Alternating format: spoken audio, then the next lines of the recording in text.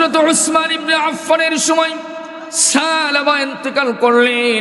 সালাবার ওই মামা, যেই মামা তাকে যাকাতের সংবাদটা দিয়েছিল, তিনি বলেন, আমার ভাগিনা সালাবা যখন ইন্তেকাল করলো, তাকে যখন আমরা জানাজার মাধ্যমে তাকে দাফন করলাম, দাফন করার পরে সকল মানুষগুলো একে একে চলে যেতে লাগলো। আমি সেখানে দীর্ঘক্ষণ দাঁড়িয়েছিলাম। আমি একটা পর্যায়ে দেখলাম তার কবরের মাটি থেকে, ওই নতুন মাটি থেকে আগুনের ধোঁয়া আমি স্পষ্ট দেখতে পেরেছি। আল্লাহু আকবার। আমার একান্ত প্রিয়জনেরা, যে আয়াত আমি সূরাতুল মুনাফিকুনের 9 নম্বর আয়াত পড়েছিলাম, আল্লাহ সুবহানাহু ওয়া তাআলা বলছেন, শোনো, তোমার ব্যবসা বাণিজ্য, ক্ষেত খামার, চাকরি বাকরি যেন আমি আল্লাহর ইবাদত থেকে যেন গাফিল না করে, আমি আল্লাহর ইবাদত থেকে যেন তোমাকে সরিয়ে না রাখে। এই সম্পদ দিয়ে আল্লাহর জান্নাত কেনা যায়, আবার এই সম্পদের কারণে জাহান্নামের আসামি হওয়া লাগে। একটা সময় আমরা শুনেছি মোল্লার দৌড় মসজিদ পর্যন্ত। শুনছেন না আপনারা? অনেকে আমাদেরকে টিটকারে করে, তাচ্ছিল্যর সুরে আমাদেরকে বলতো, কি আর করবা, মোল্লার দৌড় মসজিদ পর্যন্ত। আলহামদুলিল্লাহর ব্যাপার হলো, মোল্লার দৌড় শুধু এখন মসজিদ নয়, মোল্লার দৌড় এখন ইউনিয়ন পরিষদ পর্যন্ত চলে গিয়েছে। আওয়াজ করে বলেন ঠিক না বে ঠিক? তবে হ্যাঁ, আমরা আরো অপেক্ষায় আছি, আমরা অপেক্ষায় আছি। মোল্লার দৌড় শুধু ইউনিয়ন পরিষদ পর্যন্ত নয়, মোল্লার দৌড় সংসদ ভবন পর্যন্ত যাবে ইনশাআল্লাহ। কথা বলেন ঠিক কিনা? মোল্লার দৌড় শুধু মসজিদ নয়, মোল্লার দৌড় শুধু ইউনিয়ন পরিষদ পর্যন্ত নয়, মোল্লার দৌড় গণভবন পর্যন্ত যাবে যাবে যাবে ইনশাআল্লাহ। কথা বলেন ঠিক কিনা? আমাদের কাজ চলবে তো ইনশাআল্লাহ। চেষ্টা আমাদের, এই চেষ্টা বাকিটা কার হাতে? আল্লাহর হাতে। আল্লাহ আমাদের দিকে তাকাবেন যদি আমরা পূর্ণভাবে চেষ্টা করতে পারি। কথা বলেন ঠিক কিনা? আল্লাহ তাআলা আমাদেরকে যে চেয়ারম্যান দিয়েছেন সত্যজিৎপুরের, ইউনিয়নবাসী খুশি আলহামদুলিল্লাহ বলে। এখন রিলিফের টিন, তারপরে আপনার কাবিখা সহ বিভিন্ন যে সরকারি অনুদানগুলি এখন আর নষ্ট হয় না। চেয়ারম্যান সাহেব গত 4 বছরে যেই কাজ ইউনিয়নে করেছে, বিগত 15 বছরে আমরা সেই কাজ করতে দেখি নাই। আলহামদুলিল্লাহ জোরে। এটি হলো আমাদের সুফল। আমাদের চেয়ারম্যান একজন বক্তা, আমাদের চেয়ারম্যান একজন খতিব, আমাদের চেয়ারম্যান একজন শাইখুল হাদিস, আমাদের চেয়ারম্যান একজন মুফতি, আমাদের চেয়ারম্যান একজন ইমাম। কথা বলেন ঠিক কিনা?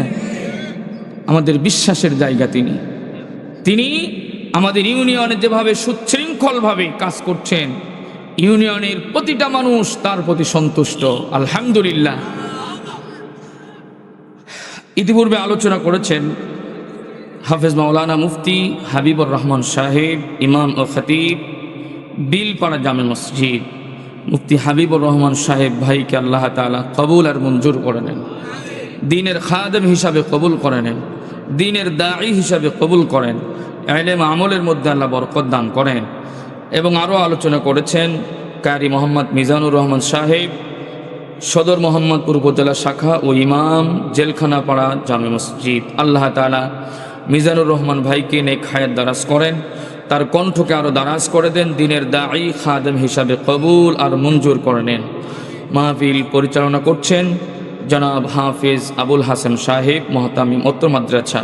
আমরা আল্লাহর কাছে দোয়া করছি, আল্লাহ উত্তর মাদ্রাসার মোহতামিম আবুল হাসান সাহেবকে নেক হায়াত দারাজ করো, বিপদ আপদ থেকে, বালা মুসিবত থেকে, অসুখ বিসুখ থেকে আল্লাহ তুমি কুদরতিভাবে হেফাজত করে নাও। আমরা সকলকে ধন্যবাদ জানাচ্ছি। পর্দার আড়ালে আমার সম্মানিতা সতী সাধবা, সর্বগুণে গুণান্বিতা শ্রদ্ধেয়া আমার একান্ত প্রিয় মা এবং বোনেরা, আপনাদেরকে আমরা অসংখ্য ধন্যবাদ মোবারকবাদ জানিয়ে মহান আল্লাহ সুবহানাহু ওয়া তাআলার দরবারে শুকরিয়া আদায় করছি যে আল্লাহ তাআলা আমাদেরকে জান্নাতি বাগিচার মধ্যে, জান্নাতি পরিবেশে আসার বসার তৌফিক দিয়েছেন, যিনি আমাদেরকে সেই সন্ধ্যা থেকে শুরু করে কোরআন এবং হাদিসের অত্যন্ত গুরুত্বপূর্ণ কথা বলা এবং শোনার মতন সুযোগ করে দিয়েছেন, যে আল্লাহ তাআলা আমাদেরকে সুস্থতার মতো বিশাল বড় একটি নিয়ামত দান করেছেন, যে আল্লাহ তাআলা আমাদেরকে দুনিয়াবি সকল প্রকার কাজকর্ম থেকে বিরত রেখে পরকালের জন্য কিছু সামান জোগাড় করার লক্ষ্যে এখানে আসার বসার তৌফিক দিয়েছেন। এতগুলি নিয়ামত যে আল্লাহ তাআলা আমাদেরকে দান করেছেন, সেই মহান রব্বুল ইজ্জাত ওয়াল জালালের আলিশান দরবারে অন্তর থেকে পুরুষ জড়িত কণ্ঠে শুকরিয়া আদায় করে বলছি আলহামদুলিল্লাহ। লক্ষ কোটি দরুদ ও সালাম বিশ্ব মানবতার মুক্তির দূত, মজলুম মানবতার অগ্রদূত, সৈয়দুল মুরসালিন, খাতামান নবিয়্যিন, আশরাফুল আম্বিয়া ওয়াল মুরসালিন, আকায়ে নামদার, তাজদার মদিনা, মুহাম্মদ মুস্তাফা আহমদ মুজতবা, সকলে বলছি সাল্লাল্লাহু আলাইহি ওয়াসাল্লাম। আমার প্রিয়জনেরা, এই এলাকাতে মানুষ, বিশেষ করে পুরুষ মানুষ আরও আছে না? এইগুলি আছে। তারা কিন্তু কেউ বাড়িতে বসে আছে, আবার কেউ মেলাতে ঘোরাফেরা করছে। আমরা আল্লাহর কাছে দোয়া করছি, রাব্বুল আলামিন তাদেরকে হেদায়েত দাও। আল্লাহ তারা যেন মাহফিলে আসতে পারে, এই জান্নাতি পরিবেশে, জান্নাতি বাগিচার মধ্যে তারা যেন আসতে পারে। আল্লাহ তুমি সেই তৌফিক দান করে দাও। আরেকটু আওয়াজ করে বলছি আমিন। আমার যুবক ভাইয়েরা যারা আমার আওয়াজকে শুনছ, আমার বাবাজানেরা যারা আমার আওয়াজকে শুনছেন, আমি আল্লাহর ওয়াস্তে আপনাদেরকে অনুরোধ করছি, সবিনয়ে বিনয়ের সাথে অনুরোধ করছি, মাহফিলে চলে আসেন। আমাদের মাদ্রাসার মুহতামিম সাহেব আবুল হাসান ভাই অনেক কষ্ট করে, অনেক টাকা পয়সা মেহনত করে, খরচ করে এই পর্যন্ত একটা সুন্দর একটা পরিবেশ সাজিয়েছেন। আপনারা আসেন, এসে আপনারা এই পরিবেশটাকে আরও সৌন্দর্যমণ্ডিত করেন। আল্লাহ তাআলা তাদেরকে আসার তৌফিক দান করেন। প্রিয় উপস্থিতি, আমি সূরাতুল মুনাফিকুন 28 নম্বর পারা, সূরাতুল মুনাফিকুনের 9 নম্বর আয়াতে কারিমা তেলাওয়াত করেছি এবং মুস্তাদরাকে হাকিম, অনেক বড় একটি হাদিসের কিতাব। এই কিতাবের 2260 2260 নম্বর হাদিস আপনাদের খেদমতে আমি তেলাওয়াত করেছি। আল্লাহ তাআলা যদি তৌফিক দেন, আয়াত এবং হাদিসের সমন্বয়ে কিছু কথা বলবো। আল্লাহ তাআলা যেন আমাদেরকে তৌফিক দান করেন। এই উপস্থিতি, আমরা যারা এখানে এসেছি, বলুন তো আমরা কি সারা জীবন এখানে থাকব? না হয় আমি 100 বছর বাঁচব, না হয় 120 বছর, না হয় 150 বছর, না হয় 200 বছরই দিলাম, ঠিক না? 100 বছর বাঁচলেও তুমি 200 বছর নয়, 100 বছর বাঁচলেও আমি 200 বছর নয়। 200 বছর পরেও যদি মরে যেতে হয়, তবে মরণেরই জয়, মরণেরই জয়, ঠিক না বেঠিক? আমি 100 বছর বাঁচি না, আমি 200 বছরই বাঁচলাম, তারপরেও তো মরতে হবে। মুসা আলাইহিস সালামের জান্নিতে এসেছিলেন মালাকুল মাউত আজরাইল আলাইহিস সালাম, সালাম দেননি। রাগী মানুষ তো মারছে এক থাপ্পড়, চোখ একটা অন্ধ হয়ে গিয়েছে। তো আল্লাহ জিজ্ঞাসা করলেন, ও মালাকুল মাউত, আমার মুসাকে বলো, সে যদি বাঁচতে চায়, তাহলে সে একটা মেষ তার উপর হাত রাখুক, তার হাতের নিচে যতগুলি পশম থাকবে ততগুলি বছর আমি তার হায়াতকে দীর্ঘ করে দিব। মালাকুল মাউত এসে বলছেন, কালিমুল্লাহ মুসা, আল্লাহ এটা বলছেন আপনাকে। মুসা আলাইহিস সালাম বললেন, আচ্ছা মনে করো আমার হাতের নিচে 1 লক্ষ পশম থাকলো, আমাকে 1 লক্ষ বছর হায়াত দেওয়া হলো, এরপরে কি হবে? মৃত্যু হবে। কই 1 লক্ষ বছর পরেও যদি মৃত্যু হয়, তাহলে আর সময় ক্ষেপণ করে আমার লাভটা কি? নিয়ে যাও জানটা। সুবহানাল্লাহ। সকলকে চলে যেতে হবে। আমাদের পূর্বপুরুষেরা, আমাদের বাপদাদারা চলে গিয়েছেন, আমাদেরকেও যেতে হবে। কিন্তু ওই জগৎটা বড় ভয়াবহ, ঠিক না ঠিক? ওই জগৎটা এত ভয়াবহ। রশিদ আহমদ গাঙ্গাহি রাহিমাহুল্লাহ তিনি বলেন, একজন মাঝি ছোট্ট একটি ডিঙ্গি নৌকা নিয়ে সমুদ্রে গিয়েছে, সমুদ্রের অনেক ভিতরে চলে গিয়েছে। হঠাৎ করে কাল বৈশাখী ঝোড়ো হাওয়া শুরু হলো, চারপাশ অন্ধকার হয়ে বিশাল জোরে জোরে আপনার বিদ্যুৎ চমকাচ্ছে, বজ্রপাত ঘটতেছে, আর পানিগুলি 20 ফুট 50 ফুট উঁচু হয়ে হয়ে তার কাছে এসে আছড়ে পড়তেছে। বলতো ওই লোকটির বিপদ কত? লোকেরা বলল যে এ তো মহা বিপদ, কঠিন বিপদ। রশিদ আহমেদ গাঙ্গাহি রহমাহুল্লাহ বললেন, শুনো, তার চেয়েও বড় বিপদে আছে সে যে কবরের মধ্যে শুয়ে আছে। তার চেয়েও বড় বিপদে যে কবরের মধ্যে শুয়ে আছে। প্রিয় উপস্থিতি, আপনার একটি ভাই, আপনার একটি ছেলে মালয়েশিয়াতে গেল, সৌদি আরব গেল, যাওয়ার পর কাজ কাম নাই, যে নিয়ে গিয়েছিল সে দেখা দেয় না, এখন বাড়ি শুধু ফোন দিয়ে কান্দে, আমার খাওয়ার কিছু নাই।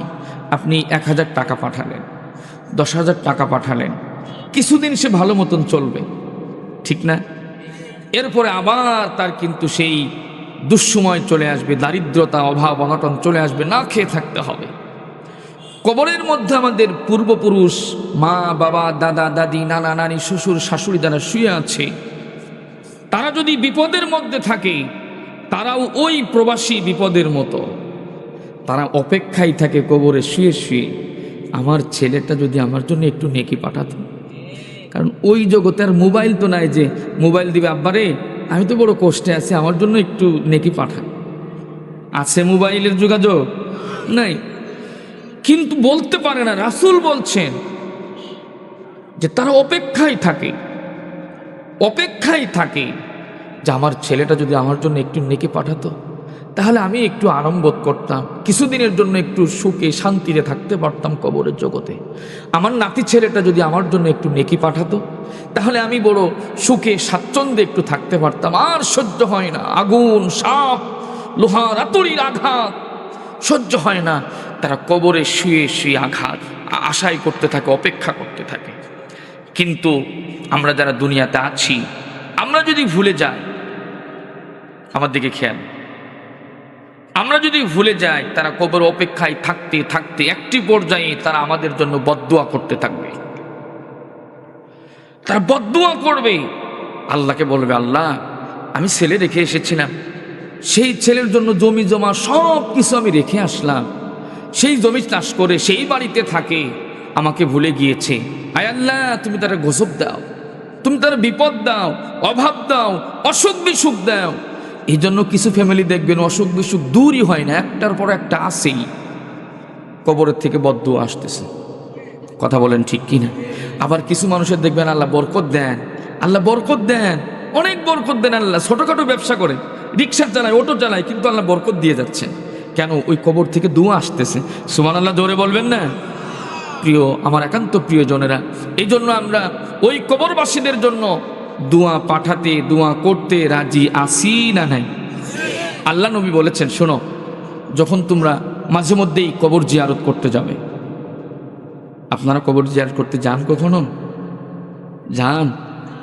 অনেকেই যান না, বিভিন্ন জায়গাতে শুনি যে একটু হাত উঁচু করেন তো, কয়েকজনে যান, পাওয়া যায় না। আমি বলছি না, মানে অন্য জায়গার কথা উদাহরণ দিচ্ছি আমি, পাওয়া যায় না।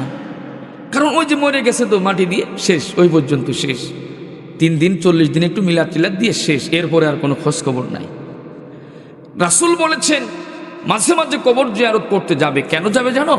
তারা কবরে শুয়ে শুয়ে তোমাদেরকে দেখতে মনে চায়। সুবহানাল্লাহ জোরে। তারা দেখতে মনে চায়। তো তুমি যখন কবরে যাবে, জিয়ারত করতে যাবে, রাসূল তরিকা শিখিয়ে দিয়েছেন। এই যে উত্তর দক্ষিণ তো কবরটা, তুমি এই পশ্চিম পাশে দাঁড়াবে। কোথায়? পশ্চিম পাশে দাঁড়াবে, মুখ থাকবে পূর্ব দিকে। এই যে কবর, উত্তর দক্ষিণে কবর, আমি এই পাশে দাঁড়িয়ে আমার মুখটা থাকবে কোন দিকে? পূর্ব দিকে। আর যে ব্যক্তি এখানে শুয়ে আছেন, আমরা শোয়ানোর সময় তার মুখটা কোন দিকে ঘুরিয়ে দিই? কেবলার দিকে। তার মানে কি সামনাসামনি হয়?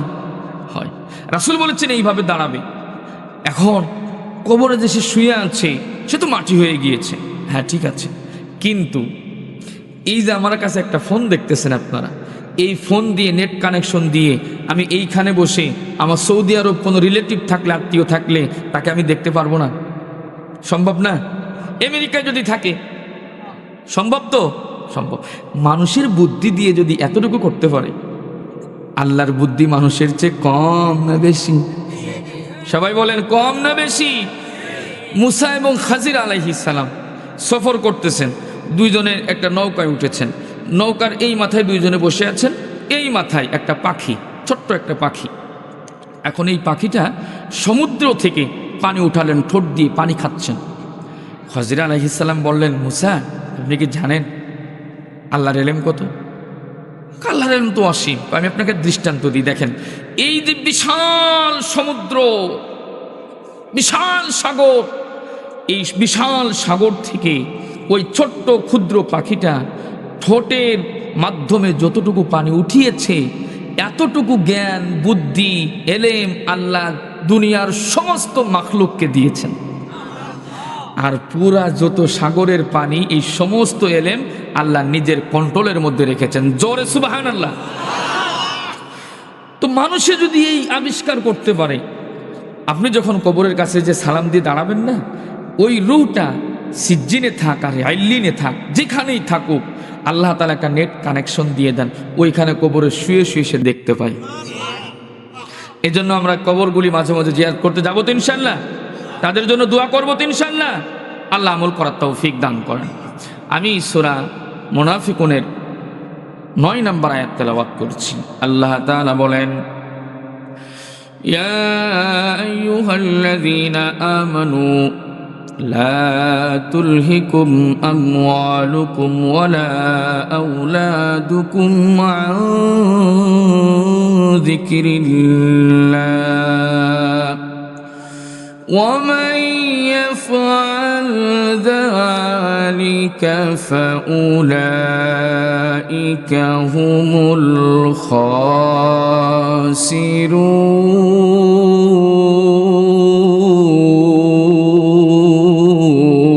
الخاسرون। আল্লাহ তাআলা সূরাতুল মুনাফিকুনের 9 নম্বর আয়াতের মধ্যে ডাক দিয়া বলেন, ও আমার ঈমানদার বান্দারা, ও আমার বিশ্বাসী বান্দারা, শুনো, তোমাদের সম্পদ আর তোমাদের সন্তান যেন আমি আল্লাহর জিকির থেকে, ইবাদত বন্দেগী থেকে গাফিল করে না দেয়। আর যদি তোমাদেরকে তোমাদের সম্পদ আর সন্তান আমি আল্লাহর ইবাদত থেকে, বন্দেগী থেকে যদি গাফেল করে দেয়, তাহলে তুমি ক্ষতিগ্রস্তদের অন্তর্ভুক্ত হয়ে যাবে, অর্থাৎ তুমি জাহান্নামীদের অন্তর্ভুক্ত হয়ে যাবে। নাউযুবিল্লাহ। আল্লাহ তাআলা বলছেন, বান্দা তোমার সম্পদ যেন তোমাকে আমি আল্লাহর ইবাদত থেকে গাফিল করে না দেয়, আমার ব্যবসা যেন আল্লাহর ইবাদত থেকে, নামাজ থেকে, তাকবীরে উলার থেকে, জামাতের থেকে ফিরিয়ে না রাখে, দূরে না রাখে। আমার ক্ষেত খামার, আমার চাষবাস যেন আমার মসজিদের জামাত থেকে যেন দূরে না রাখে, জিকির থেকে, তাসবিহ তাহলিল থেকে যেন দূরে সরিয়ে না রাখে। যদি আমার ক্ষেত খামার, চাষবাস, যদি আমার ব্যবসা বাণিজ্য চাকরি, যদি আমাকে আল্লাহর ইবাদত থেকে, নামাজ থেকে, অন্যান্য জিকির আজগার তাসবিহ তাহলিল থেকে যদি দূরে রাখে, তাহলে বুঝতে হবে আমি ক্ষতিগ্রস্তদের অন্তর্ভুক্ত হয়ে পড়েছি, অর্থাৎ আমি জাহান্নামীদের অন্তর্ভুক্ত হয়ে পড়েছি। কথা বলেন ঠিক কিনা?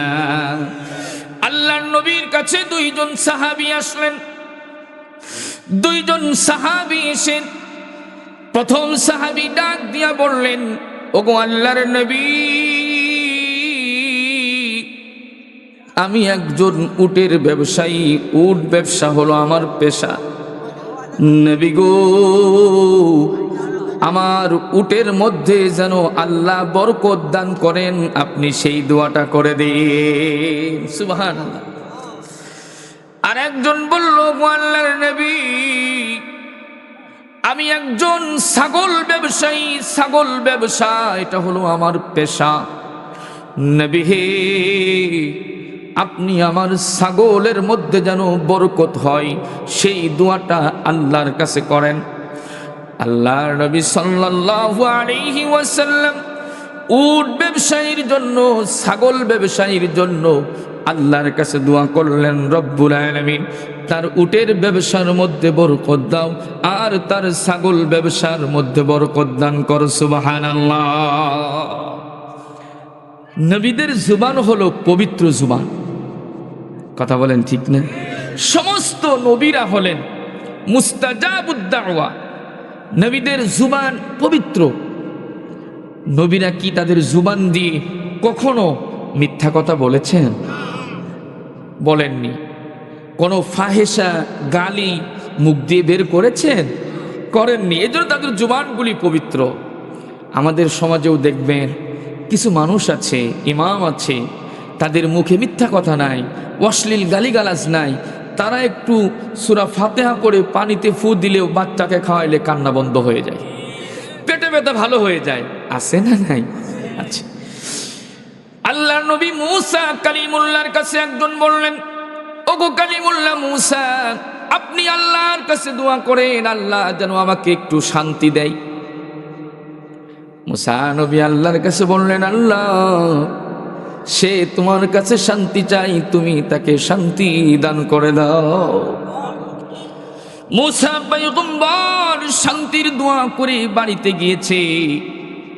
এদিকে আরেকটা লোক পিছনে পিছনে যায় ডাকতে বলে, ওগো কালিমুল্লাহ মূসা, আপনি যার জন্য শান্তির দোয়া করলেন সেই লোকটা তো মারা গিয়েছে, তাহলে কেমন দোয়াটা করলেন? শান্তির দোয়া করলেন আর লোকটা মারা গেল।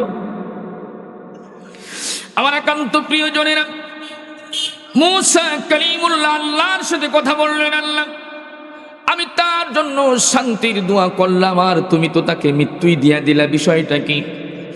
আল্লাহ তাআলা ডাক দিয়া বলেন, ওগো কালিমুল্লাহ মূসা, তুমি আমার বান্দার জন্য শান্তির দোয়া চেয়েছ, তোমার জুবান পবিত্র, আমি আল্লাহ তাআলা তাকে মৃত্যু নামক দরজা দিয়া চির শান্তি জান্নাতের মধ্যে তার বসবাসের ব্যবস্থা করে দিয়েছি। আল্লাহর নবীর কাছে দুইজন সাহাবী আসলেন, নবী তাদের জন্য বরকতের দোয়া করলেন। নবীর দোয়া তো আসমানে কবুল হয়ে গেল। উটের ব্যবসার মধ্যে আল্লাহ এত পরিমাণের বরকত দিলেন, ছাগল ব্যবসার মধ্যে আল্লাহ তাআলা এত পরিমাণের বরকত দিলেন। আল্লাহু আকবার। ছাগলের যেই ব্যবসা করতেন সাহাবীর নাম হলো সালাবা। আল্লাহর নবীর সাহাবী সালাবা মসজিদে নববী, ওই সবুজ গম্বুজের মসজিদ দেখার ইচ্ছা সরাসরি আমাদের আছে না নাই? আহা, কত সুন্দর সোনার সেই সবুজ গম্বুজ মসজিদ, যেখানে আমার নবী শুয়ে আছে। আল্লাহর নবী বলেন, শুনো, কোন ব্যক্তি যদি আমি আল্লাহর নবী রওজা মুবারকে এসে সালাম দেয়, আসসালামু আলাইকা ইয়া রাসূলুল্লাহ, আসসালামু আলাইকা ইয়া হাবিবাল্লাহ বলে যদি সালাম দেয়, আমি নবী কবরে শুয়ে শুয়ে আমার উম্মতের আওয়াজটা স্পষ্ট শুনতে পাই। আয় আল্লাহ, আমাদের সকলকে নবীর রওজা সরাসরি দেখার তৌফিক দাও। আরেকটু জোরে বলা যাবে? আমার একান্ত প্রিয়জনেরা, মসজিদে নববীর পাশে ছিল তার ছাগলের খামার, ছাগল পালার জায়গাটা ছিল মসজিদে নববীর পাশে। যখন ছাগলের মধ্যে বিপুল পরিমাণের বরকত দেখা দিল, যখন অনেক ছাগল বৃদ্ধি পেল, তখন সালাবা আল্লাহ নবীর সাহাবী মসজিদে নববীর পাশ থেকে তার খামারটা সরিয়ে তিনি মসজিদে নববীর থেকে 3 থেকে 3.5 কিলোমিটার দূরে চলে গেলেন। আমার একান্ত প্রিয়জনেরা, ওইখানে দূরে যাওয়ার পর মসজিদে ঠিক মতো নামাজে আসতে পারে না, কারণ ব্যবসার পরিধি এখন বেড়ে গিয়েছে। এখন ওই জায়গা নামাজ পড়ে মসজিদে নববীতে যথাসময়ে প্রত্যেক ওয়াক্তে আসতে পারে না। মাঝে মাঝে আল্লাহর নবী জিজ্ঞাসা করে, আমার সালাবাকে তো দেখছি না, আমার সালাবা কোথায়? সাহাবীরা উত্তর দেয়, নবী গো, তার ছাগলের ব্যবসার বৃদ্ধি এত পেয়েছে, ব্যবসার পরিধি এত বৃদ্ধি পেয়েছে নবী গো, ছাগলের পিছনে পড়ে সালাবা মাঝে মাঝে নামাজে আসতে পারে না। নবীজি কষ্ট পেলেন, তার ব্যবসায় কি তাকে ধ্বংস করবে? ওই যে আয়াতটা পড়ছিলাম যে তোমাদের সম্পদ যেন তোমাদেরকে ধ্বংস না করে। আল্লাহ নবী আফসোস করলেন।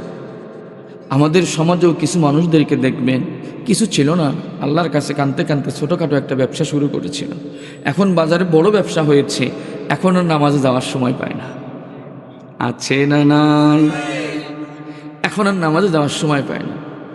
ভাই নামাজে যান না ভাই, ব্যবসার অনেক চাপ, যাবো কিভাবে, দোকান বন্ধ করে যেতে যেতে অনেক ঝামেলা। আছে না না? আবার দেখবেন কিছু দিনদার মানুষ যখন ব্যবসা করে, যখন আজান দেয়, তখন কাস্টমার চারিপাশ থেকে আসে। এটা হলো ধোঁকা। কথা বলেন ঠিক কিনা? আমার একান্ত প্রিয়জনেরা, আল্লাহর নবী মনের মধ্যে বড় কষ্ট পেলেন, দুঃখ পেলেন। এরপরে যখন সূরা তাওবার মধ্যে যাকাতের আয়াত নাযিল হয়ে গেল, আল্লাহ সুবহানাহু ওয়া তাআলা যখন ঘোষণা করলেন, তোমাদের যাদের নিসাব পরিমাণ সম্পদ আছে, তোমাদের উপর যাকাত ফরজ, তোমরা যাকাত প্রদান করবে। সালাবার মামা গভীর রাতে তাহাজ্জুদ নামাজের সময় ঘোড়ায় চড়ে তিনি রওনা করলেন।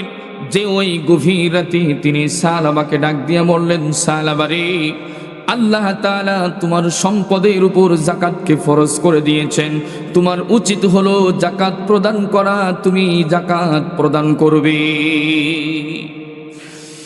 আল্লাহ নবীর সাহাবী সালাবা যাকাতের কথা শুনে মনটা খারাপ হয়ে গেল, মুখটা কালো হয়ে গেল।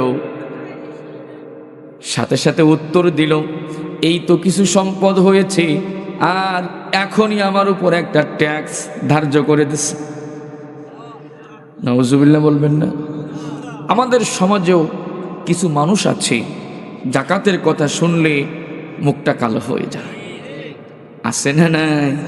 আছে। আমার একান্ত প্রিয়জনেরা, গভীরভাবে মনোযোগ দিবেন কথাগুলি।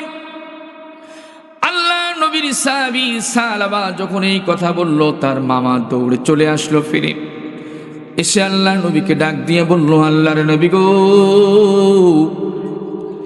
আপনার সাহাবী সালাবার কাছে আমি যখন যাকাতের বিধানটা শুনিয়েছি, ওগো আল্লাহর নবী, সে আমাকে এই উত্তরটা দিয়েছে।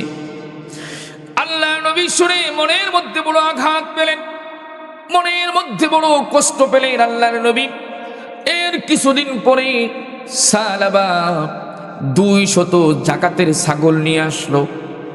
মসজিদে নববীর সামনে ফাঁকা ময়দানে 200 ছাগল রাখা।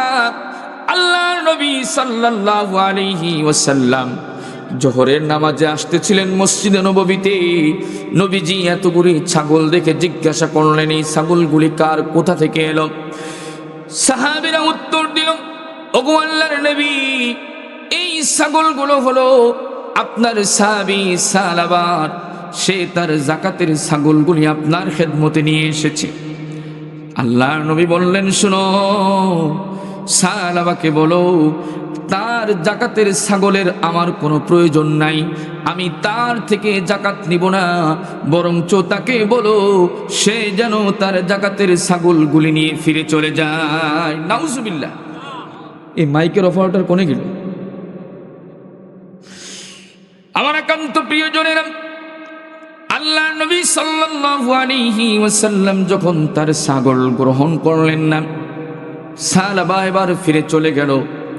কিছুদিন পরে আল্লাহ নবী ইন্তেকাল করলেন। একটু সাউন্ড দাও, হালকা একটু সাউন্ড দাও।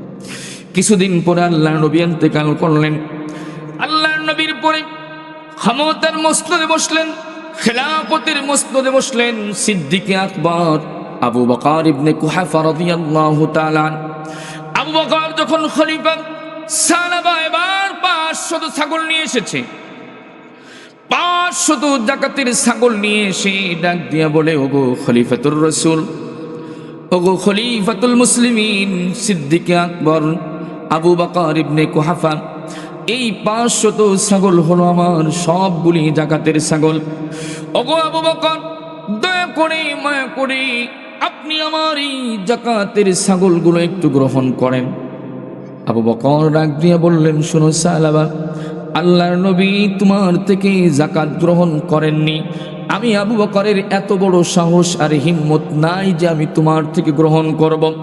অতএব আমি আবু বকরের বক্তব্য হলো, যেহেতু আল্লাহর নবী তোমার থেকে জাকাত গ্রহণ করেনি, অতএব তুমি তোমার জাকাতগুলো ফেরত নিয়ে চলে যাও, আমি গ্রহণ করব না। সাহাবা এবারও ফিরে চলে গেল। 2 বছরে খেলাফত চালালেন আবু বকর রাদিয়াল্লাহু তাআলা। এরপরে খলিফাদের মসনদে আসলেন ওমর ইবনুল খাত্তাব রাদিয়াল্লাহু তাআলা আনহু, ফারুক আযম। এইবার সাহাবা 1000 জাকাতের ছাগল নিয়ে এসেছে। কত হাজার? 1000 জাকাতের ছাগল নিয়ে এসেছে। ডাক দিয়া বলে, আমিরুল মুমিনিন, আগো খলিফাতুল মুসলিমিন, এই 1000 আমার জাকাতের ছাগল, একটু দয়া করে মায়া করে আমার জাকাতের ছাগলগুলি নিয়ে আমাকে চির অভিশাপ থেকে, আযাব থেকে মুক্তি দেন। হযরত ওমর ডাক দিয়া বললেন, শোনো, আল্লাহর নবী তোমার থেকে জাকাত গ্রহণ করেনি, আবু বকরও তোমার থেকে জাকাত গ্রহণ করেনি। আমি ওমর, আমার দ্বারা সম্ভব নয় আমি তোমার থেকে জাকাত গ্রহণ করব। অতএব আল্লাহর ওয়াস্তে আমি তোমার কাছে ক্ষমা চাই, আমি তোমার জাকাত নিতে পারবো না। যাও যাও যাও, তুমি তোমার ছাগলগুলো নিয়ে তুমি তোমার বাড়িতে চলে যাও। নাউজুবিল্লাহ। আমার একান্ত প্রিয়জনেরা, হযরত ওমর দীর্ঘ 10 বছর মতো তিনি খেলাফত চালালেন। ওমর ইবনুল খাত্তাব রাদিয়াল্লাহু তাআলা আনহু এর পরে ক্ষমতায় আসলেন উসমান ইবনে আফফান রাদিয়াল্লাহু তাআলা আনহু জিন্নুরাইন। উসমান ইবনে আফফানের সময় 1500 ছাগল নিয়ে আসলো, জাকাতের ছাগল। সাহাবা এসে ডাক দিয়া বলল, গো জিন্নুরাইন, উসমান ইবনে আফফান, এই 1500 ছাগল হলো আমার জাকাতের ছাগল, দয়া করে মায়া করে আমার এই ছাগলগুলো একটু গ্রহণ করেন, আমাকে চির আযাব থেকে, চির অভিশাপ থেকে আমাকে একটু মুক্তি দেন। উসমান ইবনে আফফান বললেন, শোনো সাহাবা, আল্লাহর নবী তোমার থেকে জাকাত গ্রহণ করেনি, আবু বকরও তোমার থেকে জাকাত গ্রহণ করেনি, হযরত ওমর ইবনুল খাত্তাব তোমার থেকে জাকাত গ্রহণ করেনি। ওগো সাহাবা, আমার এত বড় সাহস কলিজা নাই যে আমি তোমার থেকে জাকাত গ্রহণ করব। অতএব যাও, তুমি তোমার ছাগলগুলো নিয়ে চলে যাও। সাহাবা এবারও ছাগলগুলি নিয়ে চলে গেল। আমার একান্ত প্রিয়জনেরা, হযরত উসমান ইবনে আফফানের সময় সাহাবা ইন্তেকাল করলেন। সাহাবার ওই মামা, যেই মামা তাকে জাকাতের সংবাদটা দিয়েছিল, তিনি বলেন, আমার ভাগিনা সাহাবা যখন ইন্তেকাল করলো, তাকে যখন আমরা জানাজার মাধ্যমে তাকে দাফন করলাম, দাফন করার পরে সকল মানুষগুলো একে একে চলে যেতে লাগলো। আমি সেখানে দীর্ঘক্ষণ দাঁড়িয়েছিলাম। আমি একটা পর্যায়ে দেখলাম তার কবরের মাটি থেকে, ওই নতুন মাটি থেকে আগুনের ধোঁয়া আমি স্পষ্ট দেখতে পেরেছি। আল্লাহু আকবার। আমার একান্ত প্রিয়জনেরা, যে আয়াত আমি সূরাতুল মুনাফিকুনের 9 নম্বর আয়াত পড়েছিলাম, আল্লাহ সুবহানাহু ওয়া তাআলা বলছেন, শোনো, তোমার ব্যবসা বাণিজ্য, ক্ষেত খামার, চাকরি বাকরি যেন আমি আল্লাহর ইবাদত থেকে যেন গাফিল না করে, আমি আল্লাহর ইবাদত থেকে যেন তোমাকে সরিয়ে না রাখে। এই সম্পদ দিয়ে আল্লাহর জান্নাত কেনা যায়, আবার এই সম্পদের কারণে জাহান্নামের আসামি হওয়া লাগে। কথা বলেন ঠিক কি না? কারুনের চেয়ে বড় সম্পদশালী পৃথিবীতে আর কেউ ছিল? এখন আছে? ভবিষ্যতে থাকবে না। কারণ এত বড় সম্পদের অধিকারী ছিল। সূরা আরাফের মধ্যে আল্লাহ বলছেন যে তার সম্পদের খাজানার চাবিগুলো বহন করত একদল শক্তিশালী যুবক। আল্লাহু আকবার। একদল শক্তিশালী যুবক তার খাজনার, তার গোডাউনে চাবি বহন করত, তাহলে কত সম্পদ ছিল তার। আল্লাহ তাআলা মূসা আলাইহিস সালামকে জানিয়ে দিলেন, ও মূসা, কারুনকে বলো আহসিন কামা আহসানাল্লাহু ইলাইক। ও মূসা, তুমি কারুনকে যে বলো, ও কারুন, আল্লাহ তোমাকে যে এইভাবে দয়া করেছে, সম্পদ দিয়েছে দয়া করে, তুমিও ওই সম্পদ থেকে গরিবদেরকে দিয়ে মানুষের উপরে দয়া করো। জানিয়ে দেন, কথাটা কি বুঝলেন? আচ্ছা বলেন তো আমাকে, সম্পদ দেন কে? আওয়াজ জোরে হইল না তো। সামনে আসতেছে ফেব্রুয়ারি মাসের 12 তারিখে নির্বাচন। নির্বাচনের স্লোগান দেওয়া লাগবে কি লাগবে না? এখনই যদি আপনারা ভেঙ্গে পড়েন তাহলে সামনে কি করবে? কথা বলেন ঠিক কিনা? নির্বাচন আছে না নাই? ইসলামের জয় হবে, কথা বলেন ঠিক কিনা? ইসলাম কি বিজয় দেখতে চায়, ঠিক কিনা? রাজি আছি তো? আল্লাহ কবুল করেন। সম্পদ দেন কে? আবার সাউন্ড কমে গেছে। পিছনের লোকেরা বসে বসে হাসে যে আসলাম পিছনে, হুজুর কি দেখি, একটু বুঝে সুঝে পরে সারা শব্দ দেব, এখন একটু বুঝি, আগে পরিস্থিতিটা পর্যবেক্ষণ করে দেখি বলবো কি বলবো না। আপনারা পিছনে আসছেন, রিমান্ডে আইন করে আপনাকে পাঠানোর দরকার, কারণ আপনারা দেরি করে আসছেন। কথা বলেন ঠিক কিনা? আপনারা সামনের লোকেরা একটু চুপ থাকেন। ওই যে মোবাইল, আল্লাহ বলবেন ওয়েস দাঁড়া, ওয়েস দাঁড়িয়ে যাবে। ওয়েসকে বলবে, দেখ পিছনে জাহান্নামীরা সারি বেঁধেছে, তোমার শাহাদত আঙ্গুলটা একটু সকলের প্রতি একটু এইভাবে নজরটা বুলাও, হাতটা বুলাও। ওয়েস গো, তুমি তোমার মার খেদমত করার কারণে তোমার শাহাদাত আঙ্গুলের ইশারা যার যার প্রতি পড়বে, তোমার মার কারণে, তোমার খেদমতের কারণে আমি আল্লাহ সকলকে এই মুহূর্তে জান্নাতের মেহমান বানিয়ে দিব। ওই মা কার জানি কবরে শুয়ে আছে, আল্লাহু আকবার। ওই মাকে কবরে শুয়েও সন্তুষ্ট করা যায়, বাবাকেও সন্তুষ্ট করা যায়, মা আমাদের মাইকের আওয়াজ শুনতেছে তাকে সন্তুষ্ট করা যায়। কথা বলেন ঠিক কিনা? আমার একান্ত প্রিয়জনেরা, এই মাদ্রাসার জন্য কোন আল্লাহর বান্দা আছে মাকে খুশি করার জন্য, মার রুহের মাগফিরাতের জন্য, মার কবরে একটু সওয়াব পাঠানোর জন্য? হুজুর, এই মাদ্রাসা প্রায় 3.5 লক্ষ টাকা দিনা আছে। আমাকে মুহতামিম সাহেব হুজুর ঘুরিয়ে ঘুরিয়ে মাদ্রাসার দৃশ্যগুলো দেখালো। হুজুর, ওই পাশে একটা ফাউন্ডেশন করেছি, এই পাশে মাদ্রাসার একটা ওয়াল পর্যন্ত করেছি, ফাউন্ডেশন পর্যন্ত করেছি। হুজুর, এই মুহূর্তে আমরা প্রায় 3.5 লক্ষ টাকা দিনা আছি। আমরা 17 বা 18% জমি কিনেছি, প্রায় শোধ মাত্র 3.5 লক্ষ টাকা দিনা আছে, এখন অনেক কাজ বাকি।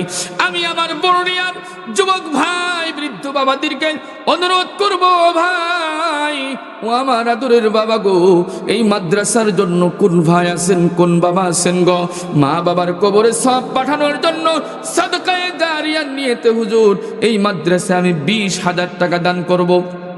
কত টাকা? একটু উত্তর দেন না, কত টাকা? 20,000 টাকা দান করব। হুজুর এখন দিতে পারবো না, কয়েকদিন পরে দিব, অথবা সামনে রমজান মাস আসতেছে, রমজান মাসে আমি এই টাকাগুলো দিব, অথবা হুজুর একবার পারবো না, কয়েকবার করে আমি এই মাদ্রাসায় 20,000 টাকা দিব। কোন সাহসী যুবক আছে, কলিজাওয়ালা যুবক ভাই আছে, আমার বাবা জানাছেন গো, এই মাদ্রাসার জন্য মা বাবা কবরে শুয়ে আছে, মা বাবার সম্পদে এখনো বসবাস করতেছি, তাদের কবরে সওয়াবটা পাঠানোর জন্য কে আছেন আমি একটু দেখতে চাই। 20,000 টাকা। কত টাকা? 20,000 টাকা দেওয়ার মতন এখানে বুঝি কেউ নাই? একটু সাহস করে দাঁড়িয়ে যান। সম্পদ দেওয়ার মালিক কে? সবাই বলে না এবার। সম্পদ দেওয়ার মালিক কে? আবার কেড়ে নেওয়ার মালিক কে? যে আল্লাহ সম্পদ দিতে পারে, ওই আল্লাহ সম্পদ কেড়ে নিতে পারে না? পারে না? 20,000 টাকা দেওয়ার মতন কে আছেন আমি দেখতে চাই। একজন হলেও দাঁড়াতে হবে যে হুজুর আমি 20,000 টাকা, একবার না পারলে পুরো বছর ভরে আমি 20,000 টাকা দেব। প্রয়োজনে আমি প্রত্যেক মাসে 1,500 টাকা করে করে আস্তে আস্তে আমি দিব। মাদ্রাসার জমি কেনার টাকা ঋণ আছে, অনেক কাজ বাকি আছে, আলহামদুলিল্লাহ এখানে এতিমখানা, এতিম ছাত্ররা আছে, মা বাপ নাই। আজকে আপনার সন্তান যদি এতিম হয়ে যেত তখন কি অবস্থাটা হতো একবার চিন্তা করেছেন? কে আছেন যে হুজুর 20,000 টাকা দিব? আছেন কেউ? একজন ব্যক্তিও না। আমি কোনোদিন এরকম ভাবে মিস করি না যে চাইছি কিন্তু পাই নাই, কোনোদিন আমার লাইফে হয়নি। আজকে হবে কিনা আমি জানি না, হয়তো আল্লাহ তাআলা কোনো বান্দার মনটাকে নরম করে দিতে পারেন, সাহস হিম্মত আসতে পারে, হয়তো আমরা অপেক্ষায় আছি। আচ্ছা, 10,000 টাকা দেওয়ার মতন কে আছে? এতগুলো মানুষ, আমরা 10,000 টাকা এই মার্কাজ মাদ্রাসার জন্য, এখানে আমাদের স্থায়ী একটা সম্পদ হবে, সাদাকায়ে জারিয়া। আল্লাহর নবী বলেছেন কেউ উঠাউঠি করা যাবে না। উঠবেন কেউ? টাকা দেন আর না দেন 2টা হাত জোড় করবো, কেউ এখান থেকে উঠা যাবে না। রাজি আছেন তো? আর রাজি আছেন? আরে ভাই, টাকা দেন আর না দেন কথাটা তো একটু বলবেন। হ্যাঁ, আল্লাহ নবী বলেছেন মাতাল ইনসান, মানুষ যখন মারা যায়, ইন কাতা আনহু আমালহু ইল্লা মিন সালাস, তার সমস্ত আমলের দরজাগুলি, খাতাটার ক্লোজ হয়ে যায়, বন্ধ হয়ে যায়। তবে 3টা দরজা খোলা থাকে, সাদাকাতিন জারিয়াতিন, সাদাকায়ে জারিয়া। আপনি মারা গেলেন, আপনার ছেলেরা 2টা 4টে গরু জবাই দিয়ে হাজার হাজার মানুষ খাওয়াই দিল, ওই পর্যন্ত শেষ। কিন্তু সাদাকায়ে জারিয়া বলা হয় যেই দানটা স্থায়ী থাকে। এইখানে জমি কিনা হবে, বিল্ডিং করা হবে, এটা স্থায়ী না অস্থায়ী? স্থায়ী। যতদিন থাকবে, যত মানুষ সেখানে কোরআন পড়বে, আপনি থাকবেন না, ওই কবরে শুয়ে থাকবেন, কিন্তু আল্লাহ তাআলা কবরে সওয়াব পৌঁছাইতেই থাকবে, পৌঁছাইতেই থাকবে। সুবহানাল্লাহ জোরে বলেন। এজন্য 10,000 টাকা দেওয়ার মতন কে আছে? 10,000 টাকা দেওয়ার মতন কেউ নাই। এই মাইকে শব্দ করে কেন কেন করে কেন?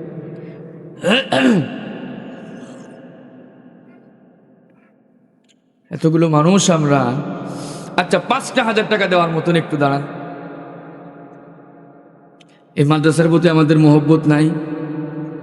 আছে? এ বাপজানারা একটু কথা কর না, আছে? এটা আমাদের মাদ্রাসা না? কথা বলেন, আমাদের মাদ্রাসা না? আমি মারা গেলে ছাত্ররা আমার জন্য কোরআন পড়ে দোয়া করবে। এবার পাগড়ি নেবে হুজুর, কয়জন না বলছিলেন? 4জন না? 4জন ছেলে পাগড়ি নেবে। আলহামদুলিল্লাহ জোরে বলেন। আওয়াজ নাই তোরে ভাই, জোরে বলেন না আলহামদুলিল্লাহ। 4জন ছেলে এখানে হেফজ শেষ করেছে, সম্মানের পাগড়ি তারা নিবে। আল্লাহু আকবার। এরকম ফল আমরা চাই কি চাই না?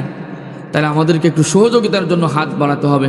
4,000 টাকা দেওয়ার, 5,000 টাকা দেওয়ার মতন একটু দাঁড়ান না, একটু হিম্মত করে।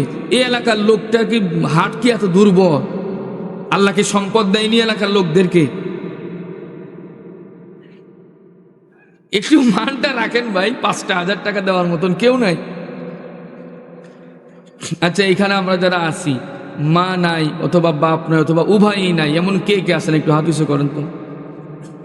মা নাই অথবা বাপ নাই অথবা উভয়ই নাই, হাত নামা।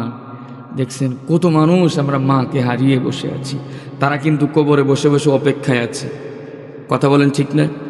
অপেক্ষায় আছে, আমার ছেলেটা আমার জন্য একটু সওয়াব পাঠাবে, একটু নেকি পাঠাবে, আমার জন্য একটু দান সদকা করবে। জানি না কার মা কার বাপ কবরের মধ্যে দাও দাও করে জ্বলতেছে। হতে পারে কি পারে না? কথা বলেন, পারে কি পারে না? পারে। 5,000 টাকা দেওয়ার মতন কে আছে? নগদ এখন না পারি, বাকি দেন, লেখান। সামনে রমজান মাস আসতেছে, রমজান মাসে দান করলে এমনি সবটা অনেক বেশি 70 গুণ বৃদ্ধি পায়। 5,000 টাকা দেওয়ার মতন কে কে আছে? 5,000 টাকা দেওয়ার মতন কেউ নাই। আর একটু নিচে আসবো? একটু সাহস দেন যে হুজুর একটু নিচে আসেন, তাহলে আসি।